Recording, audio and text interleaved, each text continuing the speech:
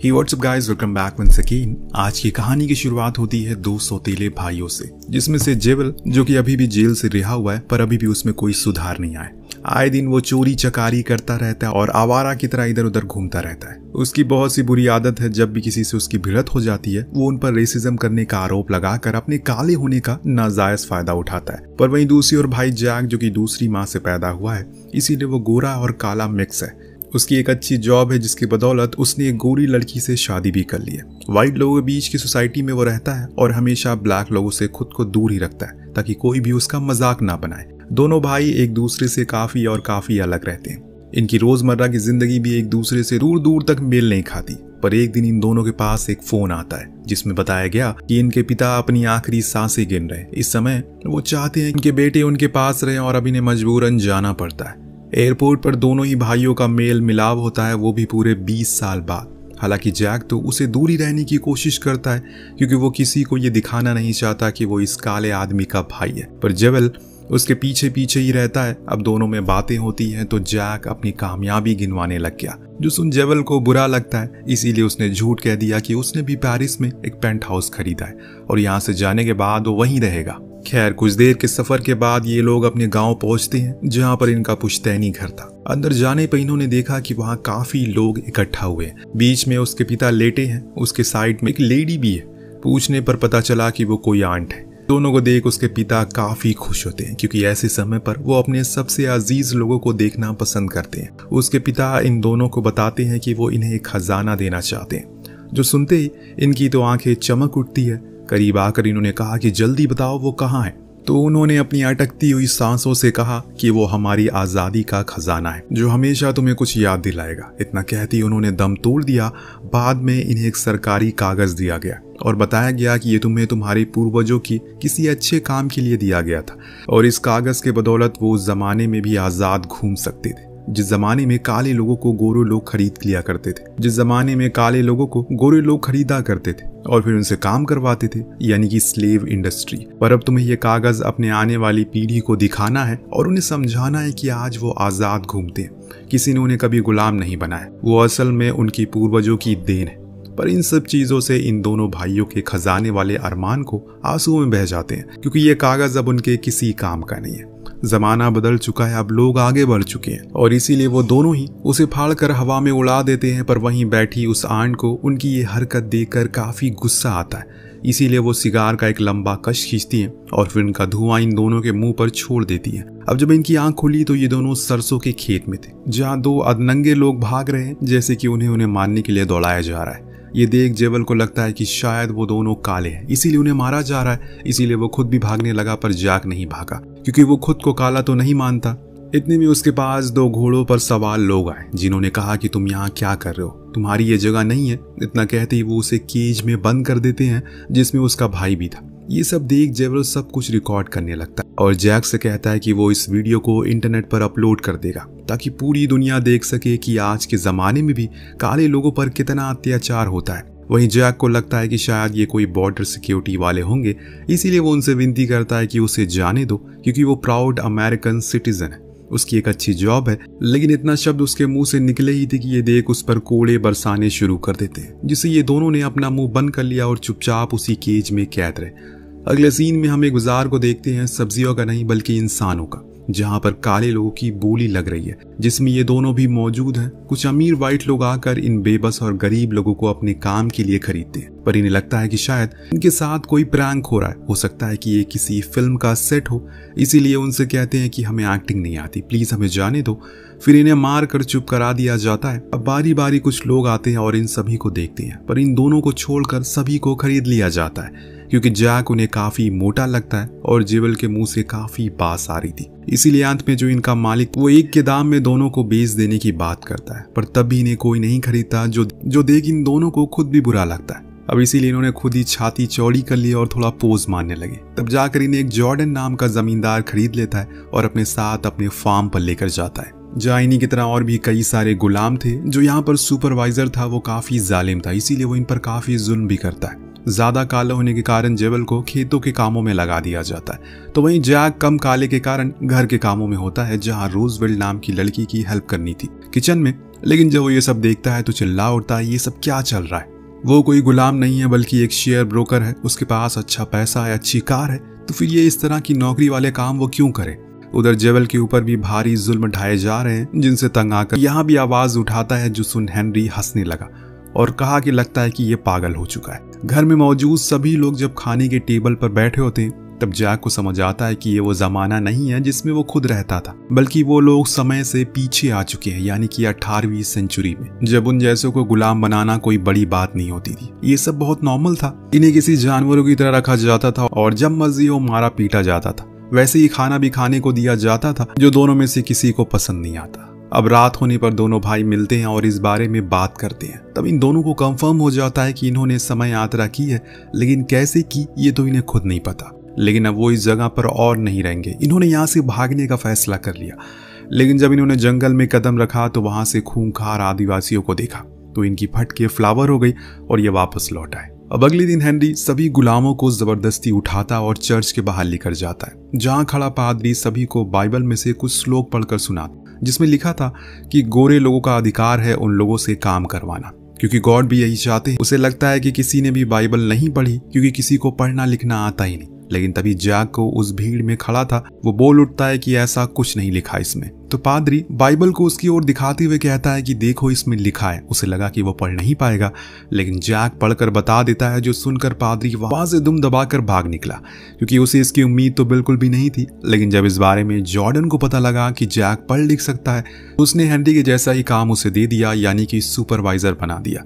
जो सुन जैक काफी खुश हुआ। अब उसे लगने लगा है कि वो सच में इन लोगों से अलग है, इसीलिए वो अलग जॉब दी गई उसे। अब इस बात पर घमंड उसके अंदर आ गया, जिससे वो अब अपने भाई पर ही कोड़े बरसाने लगता है। उसे कठिन काम देने लग गया, जो देख एक दिन जेवल ने कह दिया कि तुम इन लोगों की चापलूसी में इतना मगन हो चुके हो, तुम्हें ये भी याद नहीं कि हम दोनों भाई हैं। पर जैक उनके तलवे चाटना नहीं छोड़ता और उसे और मुश्किल काम देता रहता है। पर उसकी कामयाबी को देखकर हेनरी को बुरा लगता है। उसे जलन होती है कि एक गुलाम आकर उससे ज्यादा होशियार दिख रहा है, इसीलिए वो उसे धमकाता भी है। अब एक रोज जेवल को खेत में आने में देरी हो जाती है, इसीलिए हेनरी उसे काफी सुनाता है। इस बीच वो उसकी आंखों में भी देखता रहता है, इसीलिए उसे अब इसकी सजा 100 कोड़े चुकानी पड़ती है। इन सब चीजों के बाद वही लड़की उसकी मरहम पट्टी करती है, तो वो उसी पर लाइन मारना शुरू करता है। लेकिन वो बताती है कि वो किसी और गुलाम से प्यार करती है, जो सुन बेचारे का दिल टूट जाता है। उसे लगता है कि किसी भी सेंचुरी में उसके लिए प्यार लिखा ही नहीं है। इसके बाद जब जॉर्डन और उसका परिवार वालों को पता लगा कि उनका एक गुलाम है जो कि घर के काम वगैरह करता है, वो पढ़ता भी है, वो पढ़ना लिखना भी जानता है, तो उन्होंने उसे बुलाया और उसके सामने उसका मजाक बनाने लग गए। कहा कि अगर ये पढ़ सकता है तो फिर वो पियानो भी बजा सकता है। तो जैक पियानो प्ले करता है, जो देख वो और भी शौक हो गए, ये कैसे मुमकिन हो सकता है। अब यहाँ जैक कुछ ज्यादा ही फ्रैंक हो जाता है, जिस चक्कर में उसने उस जमींदार के कंधे पर हाथ रख दिया, जिसकी सजा उसे कोड़ों से चुकानी पड़ती है। अब सभी के सामने उसे खूब जलील किया जाता है, जो देख अब जैक को भी समझ आ चुका है जो कुछ भी हो रहा है वो एकदम सच है। वो चाहे कितना भी पढ़ा लिखा क्यों ना हो, आज के जमाने में लोग उन्हें जानवर ही समझते हैं। पर इस बीच हम उसी आंट को दूर बैठा सिगार फूकते हुए देखते हैं। अगर हाँ तो वहां पर कैसे आ गई। खैर कई बार जेवल भागने की कोशिश करता है, लेकिन हर बारी उसके हाथ निराशा ही लगती है। लेकिन एक दिन उन दोनों भाइयों ने मिलकर एक मौका ढूंढ लिया। दरअसल यहाँ पर एक यहूदी कारोबारी है जिसने इनकी मदद की और अपने टांगे पर बैठाकर इन्हें भगा ले गया। हालांकि जमींदार के बेटे ने इन दोनों को भागते हुए देख लिया, पर इसके बजाय उसने हेनरी को कुछ नहीं बताया, क्योंकि ये सब जो गुलामी हो रही है वो उसके खिलाफ है। कारोबारियों ने इन्हें अपने घर में पनाह दी और खाने पीने के लिए भी दिया, जो खाकर ये काफी खुश होते हैं। पर जैक के मन में एक सवाल आया कि आखिर वो उनके लिए ये सब क्यों कर रहा है। तो उसने कहा कि वो भी उनकी तरह ही उनकी कम्युनिटी के लोगों को यूरोप में परेशान किया जा रहा है। जो सुन जैक ने कहा कि फिर भी हम ब्लैक लोग ज्यादा सफर कर रहे हैं। लेकिन इस बात से वो कारोबारी राजी नहीं होता और इस बीच जेवल के मुंह से एडोल्फ एक शब्द निकल जाता है।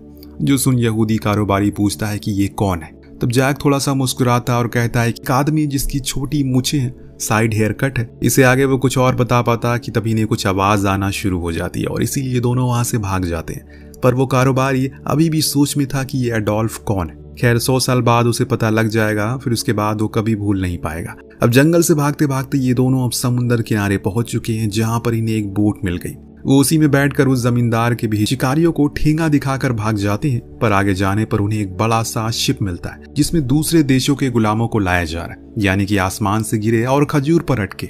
इन्हें एक बारी फिर से उसी बाजार में खड़ा कर दिया जाता है जहां इनकी बोली लगाई जाती है, और एक बारी फिर उन्हीं दोनों ने इन्हीं खरीद लिया जिसे वो भाग रहे थे। पर जब ये लोग जंगल में आराम कर रहे हैं तभी वहां वही खतरनाक आदिवासी आ गए जिन्होंने इन दोनों को फ्री करवा लिया और उन दोनों शिकारियों को भगा दिया। दरअसल ये वो ग्रुप जो गुलामी से आजाद होना चाहता है और इसीलिए इन्होंने प्रण लिया है कि ये सभी गुलामों को आजाद करवा देंगे। जो सुन दोनों भाई खूब जोर जोर से नारे लगाने लगते हैं, वो भी खुशी खुशी। जब लीडर ने कहा कि हमें उन वाइट लोगों को भी मार कर खत्म कर देना चाहिए, उसने कहा कि क्यों नहीं, उसकी बीवी और बच्चे भी तो वाइट ही हैं।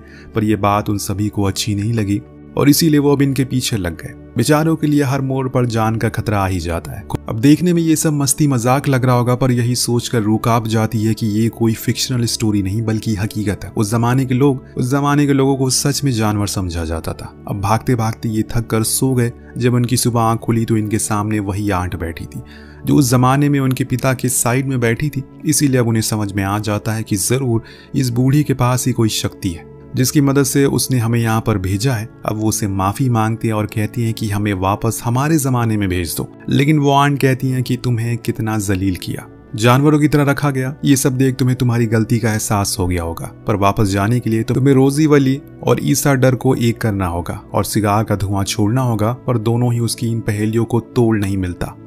जब तक वो उसे कुछ और पूछ पाते तब तक वो गायब हो चुकी थी। सिर्फ बचा था तो उसका सिगार, जिसे लेकर अब ये वापस फार्म पर जाते जहां पर इनके कूलों पर गर्म छड़ का निशान बना दिया जाता है, क्योंकि ये 2 बारी भाग चुके थे और इस वजह से इनसे अब बैठा तक नहीं जा रहा था। इस बीच जमींदार का बेटा हाल चाल पूछने आता है, जो देख जा कहता है कि तुम जैसे बच्चे ही अमेरिका का फ्यूचर हो, क्योंकि एक दिन सब कुछ खत्म हो जाएगा। एक दिन इस अमेरिका का ब्लैक प्रेसिडेंट बनेगा, बस तुम इंतजार करो। उसी रात जॉर्डन के घर में एक आलीशान पार्टी होती है जिसमें ये दोनों ढेर सारी शराब चुरा लेते हैं और सभी गुलामों को पिलाकर उन्हें नशे में कर देते हैं। और इस दौरान उन्होंने रोजी और इसगार को भी साथ में कर दिया, यानी कि अब बस उन्हें सिगार जलाना बाकी।